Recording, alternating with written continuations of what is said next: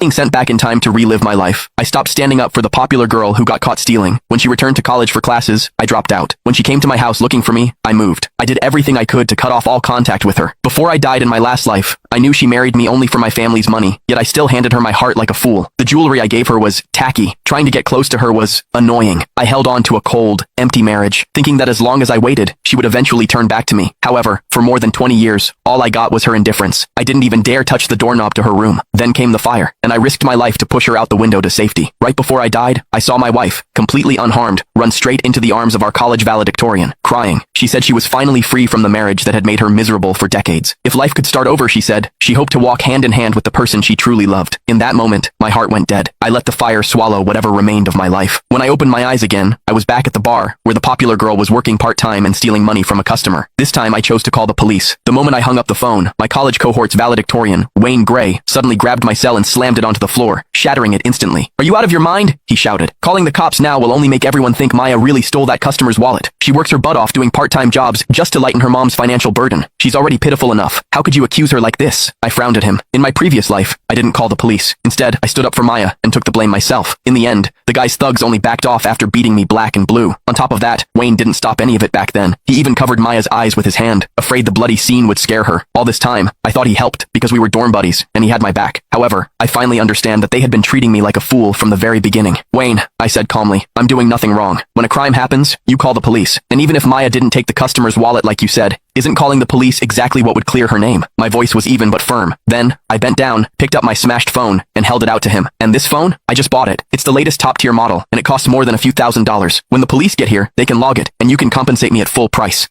Wayne's face turned bright red, but he couldn't squeeze out a single word. Suddenly, Maya burst into tears. She already had that soft, delicate look, and with her crying like she'd suffered every injustice in the world, anyone would feel protective just seeing her. "I really didn't take it," she sobbed. "The customer dropped his wallet, and I only picked it up to return it. You're targeting me because I'm poor, just to humiliate me. Do low-income students not deserve dignity?" Wayne instantly pulled her into his arms, comforting her before turning on me, yelling, "Everyone, you heard that right? We're juniors in college. His name is Dylan Connor. He's been drooling over Maya for 3 years, and still hasn't won her over. Now he's salty, and using this chance to get revenge." The crowd around us immediately started whispering and pointing. "How disgusting. She turns him down? So he does this? Which college is he from? I'm reporting him. People like this should be expelled." Watching them wrapped up in each other's arms, an image of the last thing I saw in my previous life, right before I died in that fire, flashed in my mind. A wave of fury exploded from deep inside my chest. Before I even realized it, my fist connected with Wayne's face. The punch landed hard, splitting his lip open on the spot. Maya screamed and slapped me hard across the face. "Wayne's telling the truth.